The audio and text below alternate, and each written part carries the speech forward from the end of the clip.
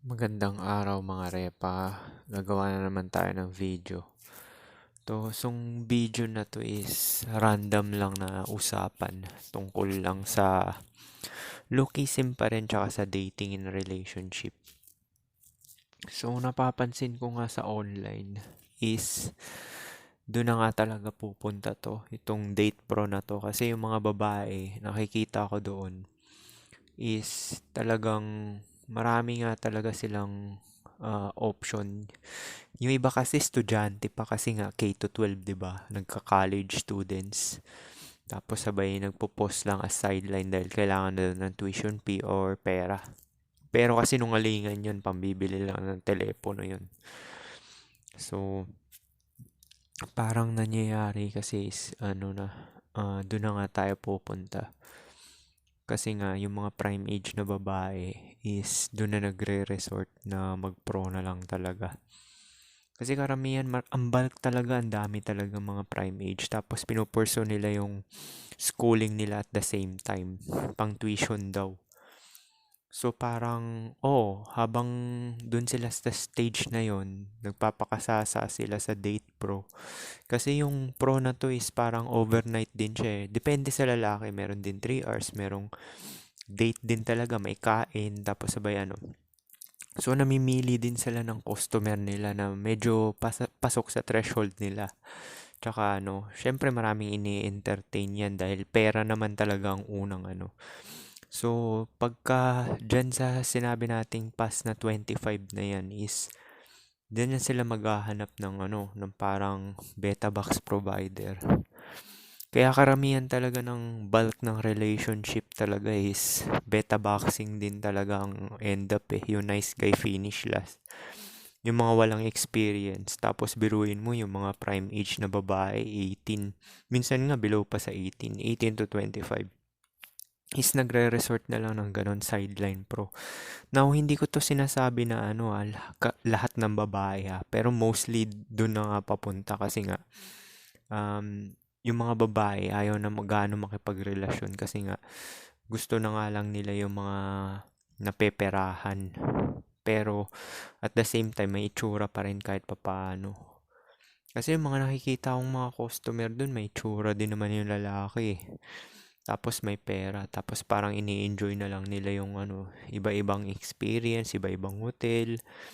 Minsan nagiinuman pa kasi yung karamihan din naman na lalaki dun is talagang wala naman din talagang experience talaga na talagang yung parang relationship. So parang doon na lang nagre-resort. Yung iba nga suki na nga rin dun yung mga ibang lalaki. Pero parang napapaisip nga ako, sabi ko ayoko na lang makipagrelasyon, ganun na lang gagawin ko. Kuwari umuwi ako ng Pilipinas. Siguro babarating ko yung mga nandoon 1K, 1K lang. Kasi hindi ko naman sila hahalikan eh, dahil habol ko lang naman talaga. Mag-enjoy lang talaga. Pero magkakapote ako. So parang mas maganda ganun na lang din gawin ng mostly ng lalaki na hindi pinili. Ibig sabihin average looking or sub 5.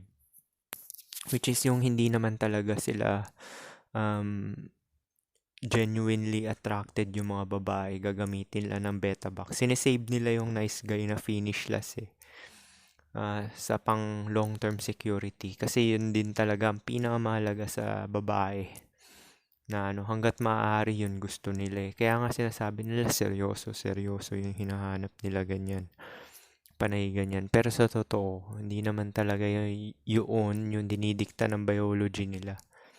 Ang dinidikta ng biology nila is magpatira sa pogi. Yung seryoso na side na yun is dun yun sa pang beta boxing. Kaya pag sinabing past 25 is parang nakakatakot na mag-commit sa babae pag past 25 na kasi nga na yan eh. Yung iba pa dyan nagde-date pro tapos yung iba naman nagtapos ng pag-aaral yung matitino tumaas naman standard. So parang wala talaga kahit anong balik-baliktad mo eh. Mas pabor talaga lahat sa mating strategy ng babae. Actually, pwede ka nga makadami ng body count eh. Pagka mag-date pro ka na lang. Biruin mo, 1K to 1.5. alam ko merong iba mamahalin eh, yung parang 5K ganun, yung mga Class A na Pro. Pero kung ako lang din, kasi saglit mo lang naman ng ano eh. Sa akin, okay na sa akin yung mga, basta maputi. Kahit chubby pa yan, sub 5 pa yan. Kasi hindi ko hahalikan yan eh. Hindi kami mag-exchange ng fluid, SEX lang talaga. Ganun gagawin ko dyan sa ano. Pagka, para mas maganda strategy yun, paramihin mo na lang talaga yung pera mo. Tapos sabay ano, mag-invest ka sa sarili mo. Pumorma ka na lang na malupit. Tapos sabay pumera ka ng marami. Para presentable at malinis. Seryoso sa buhay para respetuhin ka. Kahit average course, sub 5 ka is talagang ganun talaga. Tapos, yun nga, yun lang talaga maganda gawin eh. Pumera ka na lang ng ano, tapos wag ka na mag-expect na ano. Kasi minsan dyan ka rin makakakuha ng ano. Merong ibang pro na hindi nagpapakondom. Kaso nga lang, medyo risky nga lang.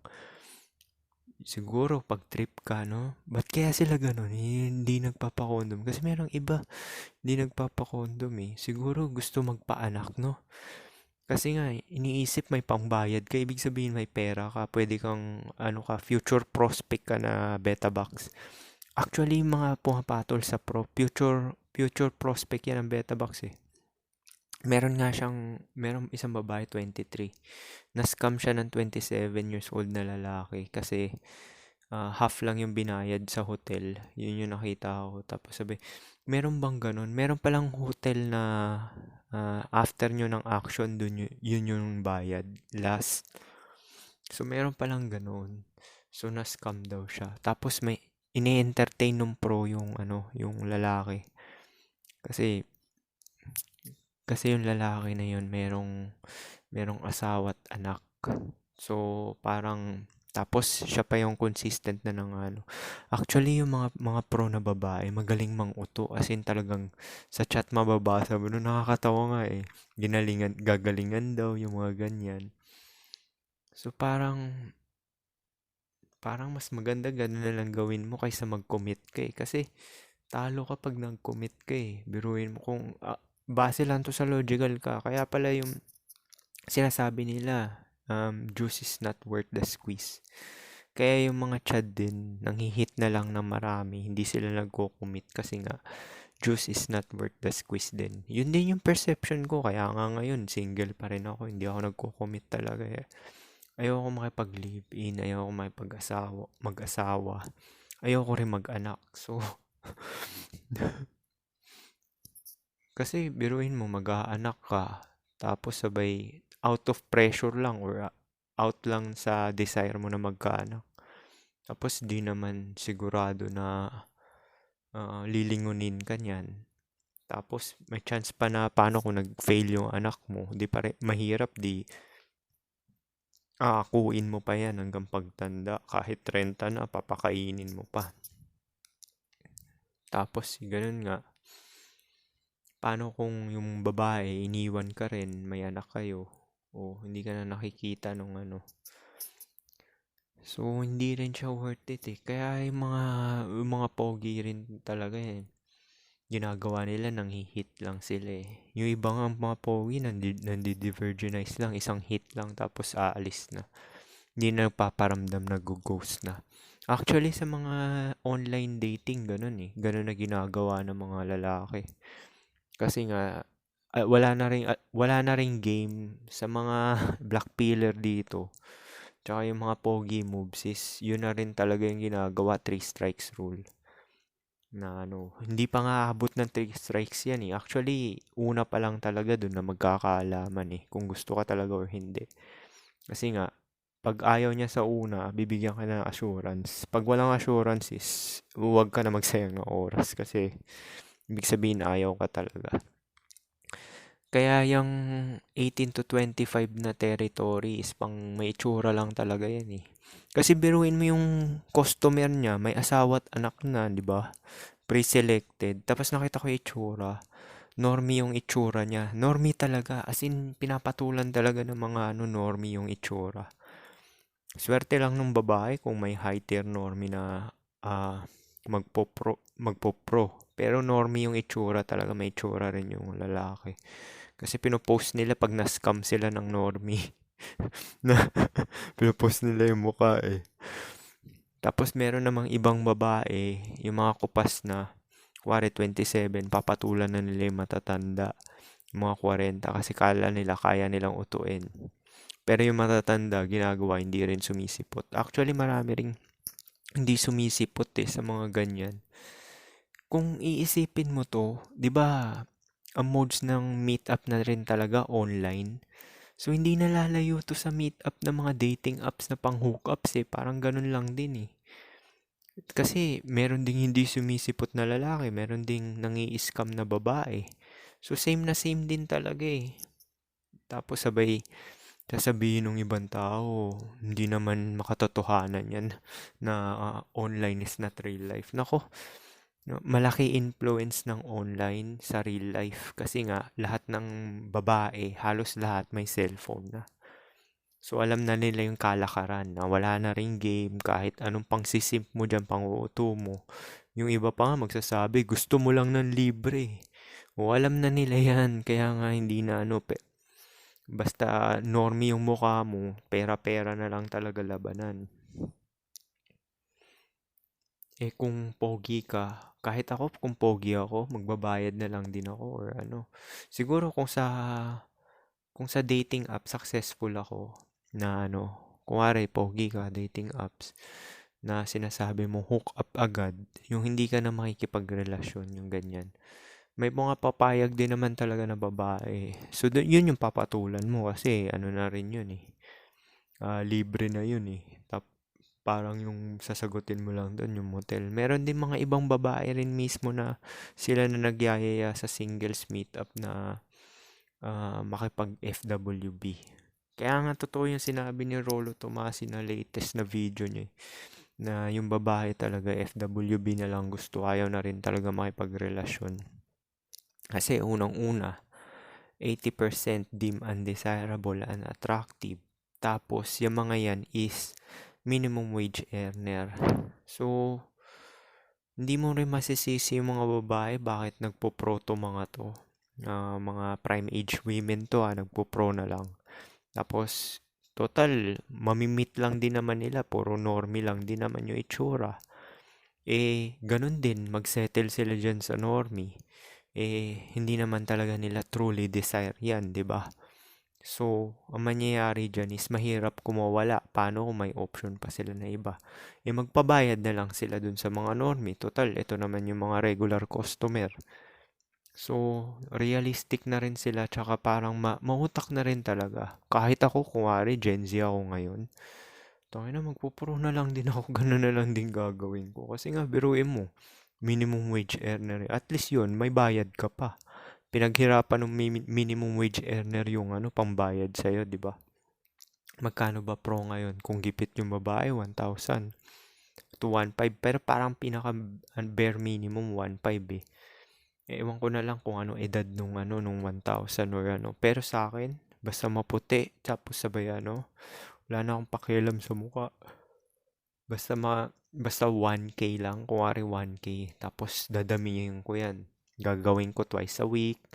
Kaya nga mas goal ko ngayon, paramihin ko na lang pera ko. Ganun gagawin ko hanggang mag 60 ako, magpo-pro. Actually, nasabi ko na rin yan sa inyo dati nung last year pa yun, 1 year ago.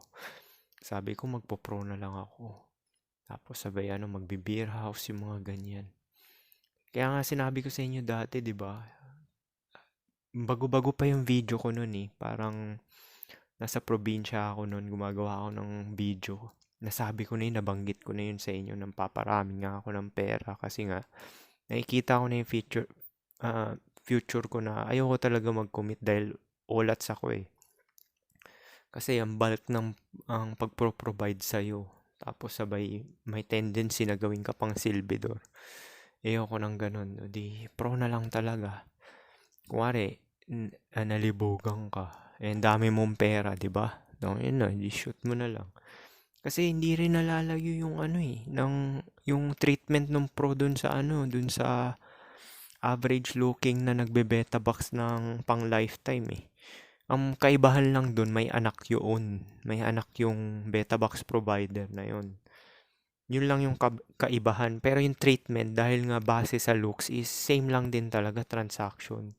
Pay to play ka rin. Hanggat nagpo-provide ka, may action ka. Yung iba pa nga, wala eh. 'Di ba? Yung iba wala pa. Which is totoo naman nangyayari yan, lalo na pag tumatanda na yung babae. Hindi na nagbibigay ng action yan sa mister nila. Kaya yung mga ibang mga lalaki, umiinom na lang, nagko-cope na lang kung paano. Ah, so, tingnan mo, yung stand ko talaga dati, simula 1 year ago, nung gumawa ako ng video na gano'n, na sa beer house experience ko ata yun nabanggit or something, na yun nga yung plano ko, magparami na lang ng pera. Tapos, kuwari, 40 na ako, na-maintain ko yung looks ko. Makakatira pa rin ako ng ano. Actually, wala na akong pakialam sa edad rin eh. Kasi pro nga lang din yan. 3 oras mo lang naman gagamitin yan. Na ano eh. Ang kagandahan lang sa Pilipinas is talagang ah bibigyan ka ng satisfaction ng mga Pinay. As in, yung hindi sila strict sa rule talaga. Na talagang gusto nila pala malabasan ka. After nun is talagang doon na kayo eskapo. Hindi kagaya dito na per oral talaga na strict talaga na lenient. Kaya mas maganda pa rin mag-pro dyan sa Pilipinas. Kasi hindi rin naman nalalayo eh. Kuwari ganun, magbe-beta box provider ka na. Eh ako ayoko mag-anak eh. O di talagang pro rin talagang bagsak ko. Basta maputi lang. Kasi pagka maitim parang madumi tingnan yung babae pagka maitim. Kasi yung singit niyan maitim, parang gano'n. Kaya mas maganda mag-pro na lang talaga. Tapos target mo yung mga nagki-K to 12, no? Kunwari pang tuition daw, which is kabullshita naman, pang cellphone lang pala. Kasi yung iba sinasabi, ang tagal-tagal ko nang hindi nakapag-walk. Parang ilang buwan na. So, ibig sabihin ginagawa nila yan, pasulpot-sulpot lang. Eh, minsan kasi may excitement yan eh. Parang gusto kasi ng babae na ganyan eh, yung may excitement, yung illegal. Kaya nga sila na-attract sa mga lalaking maraming option, di ba? Yung mga pogi. Kasi nga alam nila na exciting, may challenge na may ka-competition sila. Na ganun yan eh, ganun yan Parang hindi rin naman nalalayo sa lalaki. Alam mo, kunwari ikaw lalaki ka, actually ako, mas na-attract ako sa babaeng bitchy. Ewan ko may something sa mga bitchy. Like, yung talagang magaling sila mag-manipulate ng emotion. Tapos alam nila kung paano kang ah, kilitiin. Kaya nga mas na-attract yung mga lalaki. Kaya totoo yun sa podcast nila Bugoy, Bugoy na Kuy Kuy na talagang pagka gusto talaga ng mga lalaki, mostly yung mga bitchy. Eh, mostly naman yung mga bitchy na babae, may itsura rin talaga eh. So, talagang mahuhook ka. Pero kung sub-5 yun na bitchy, mawawalan ka ng gana, di ba? So, hindi rin nalalayo talaga sa babae. Sila lang talaga may upper hand kasi nga sila namimili. So, pansinin mo yung mga bitchy na babae. Normie yan eh. Normie itsura eh. Na talagang mahuhook ka rin eh dahil sa itsura rin talaga nila eh. Na kasi sa akin, kuwari, heteronormy ako, nagka-normie akong girlfriend, magsisimpo ko dun unti eh, kahit papaano kasi, bihira ka lang magkaroon ng eh. Eh, nakikita ko sa mga date pro, mas maraming normie na babae. Mapuputi. Yung iba nga lang, mga out of shape na, matataba. Ayoko talaga morena eh. Parang nadudumihan ako na yung kulay. Kahit nanay ko sinabi rin yan eh. Pag maitim daw yung babae, parang madumi daw tingnan. Hindi ka naman sa nag-discriminate, pero yun talaga gusto ng lalaki, mga mapuputi talaga eh. Parang napapalagpas ko pa nga yung katabaan eh, basta maputi yung babae. Eh, mga katrabaho ko, puputi nila na Pinay. Alam mo yung mga parang Bicolana, di ba yung mga Bicolana, mga ganun, maputi sila. Parang ganun, tapos sabay may halong incheck. Mostly ng ka-work ko ganun eh. Meron sa kabilang ward, nakita ko, morena.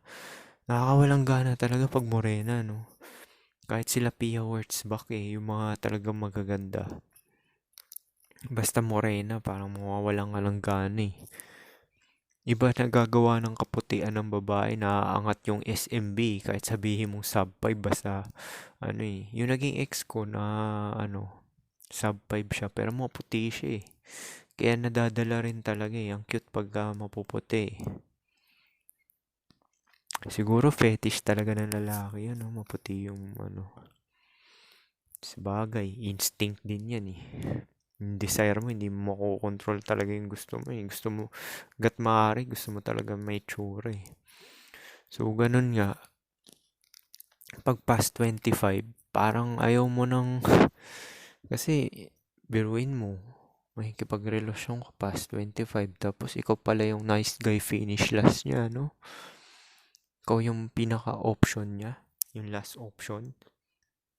Kasi nagpakasasa na siya nung prime days niya. Mostly pa naman na magagandang babae na pouch na.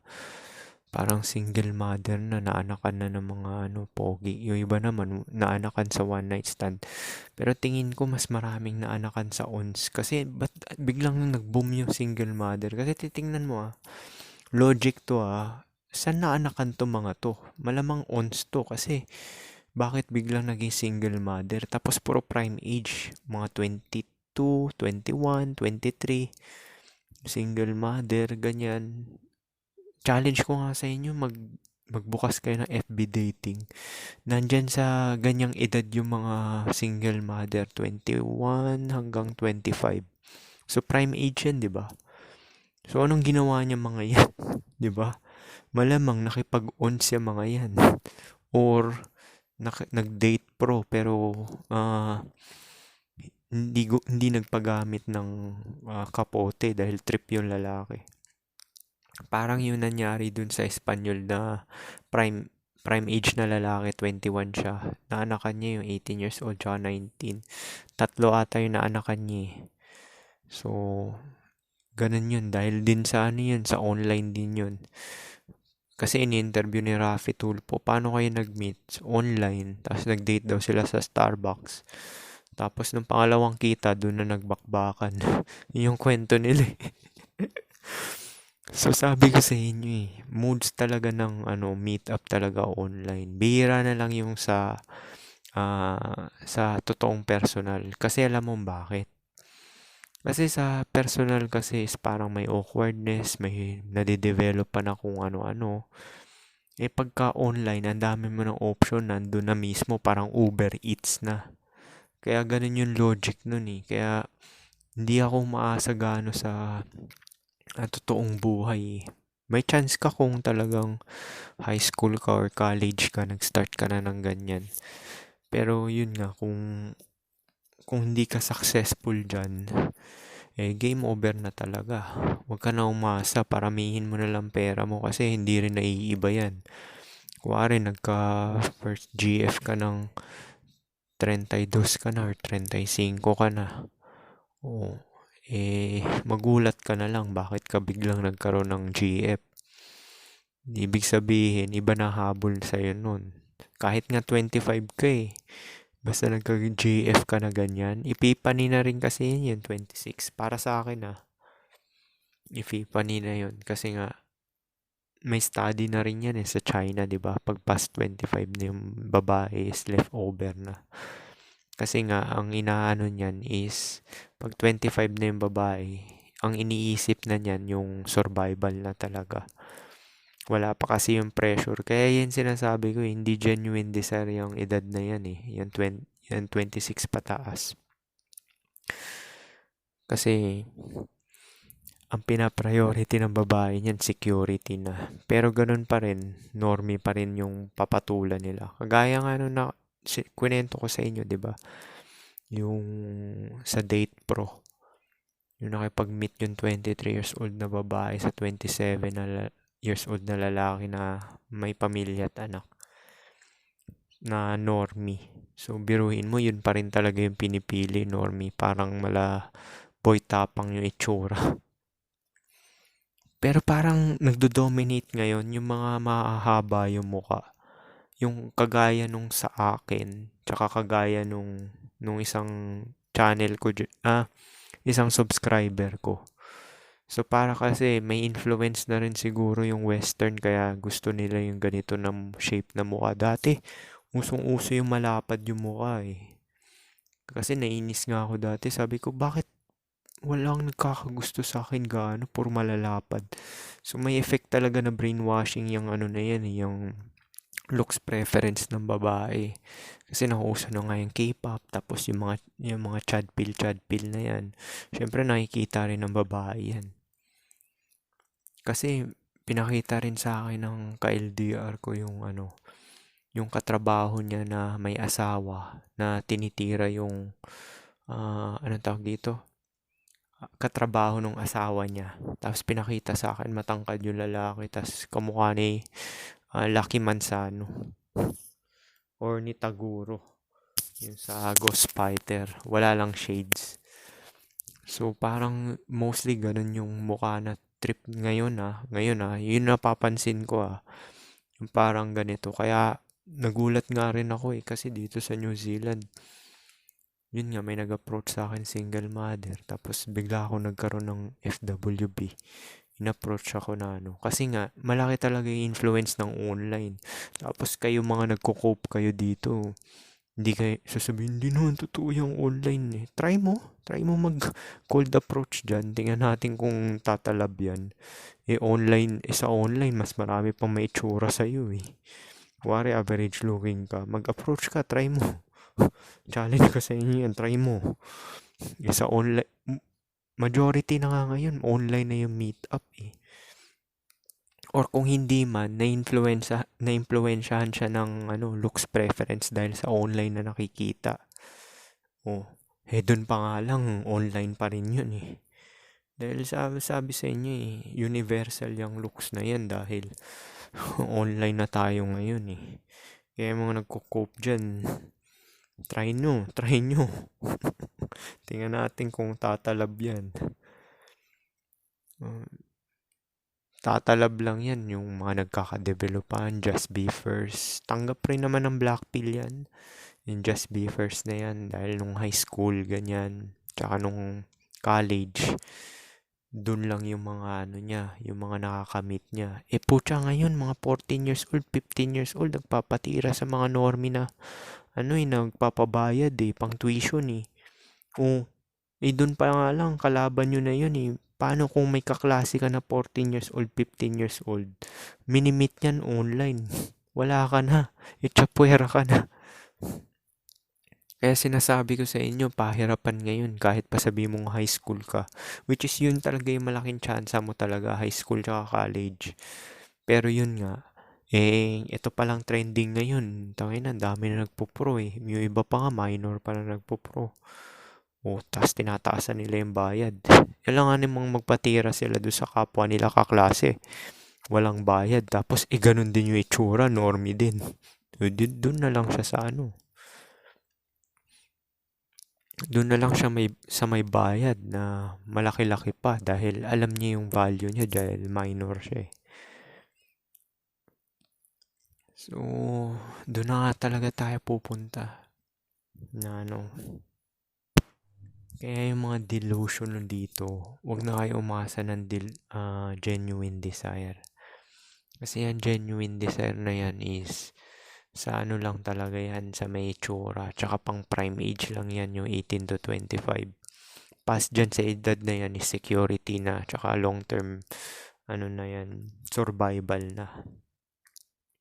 May makakasama siya na panghabang buhay, may silbidor siya, may taga-entertain sa kanya. So, wag na. Mag-pro ka na lang. Magparami ka na lang ng pera. Tapos, kung nalilibugan ka, maglabas ka ng 1K. Actually, magagastos mo lang.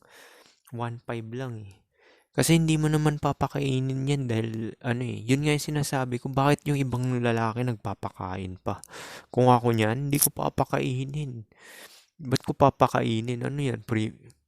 Serbisyo lang yung habol ko dito. Hindi naman kita hahalikan. Hindi naman din kita gagawing karelasyon Magtitirahan lang tayo Kaya yung ibang lalaki, ewan ko ba kung bakit pinapakain pa nila, tapos pinipick up pa nila ng ano. Dapat ipamukha nyo sa kanya kung ano yung trabaho niya. Ganun talaga yung treatment mo sa kanya. Siyempre, ganun din yan dito eh. Ewan ko ba yung mga Pilipino ang pinapakain pa kung ano nung kabullshitan.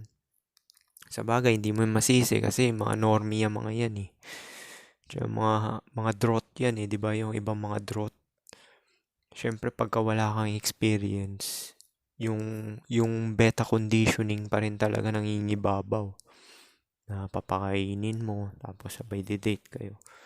Eh dito sa West, walang beta conditioning.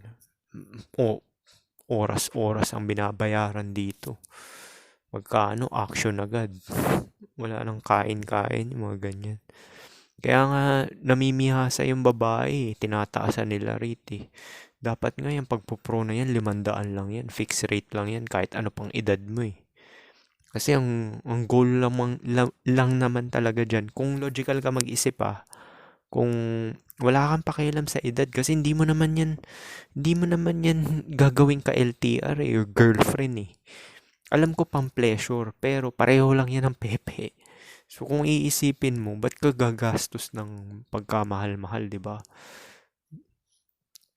Siguro, maintindihan ko yung ibang perspective, yung talagang never nagka-girlfriend or nagka-ano.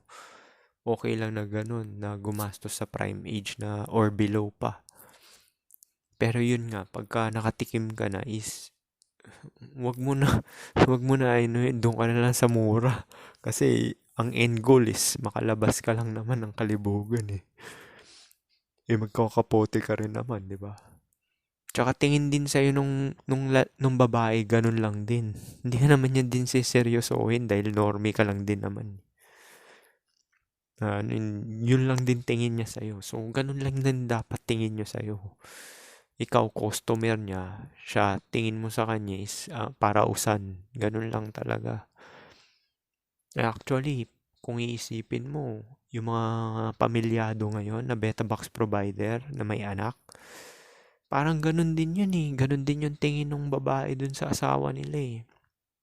Na transaction lang din talaga hanggat nagpo-provide ka, may action ka. Eh, tumatanda pa, di ba? Yun yung kalaban mo, tumatanda pa yung kapartner mo. Yun nga lang yung difference eh, yung magkakaanak ka. Kasi dyan sa mga pro na yan, hindi ka pwedeng wag magkapote dahil magkakasakit ka. Sino-sino tumitira dyan. Kahit nga halikan, wag mo halikan yan eh. Tutusin nga eh. So, paano yun lang? Peace.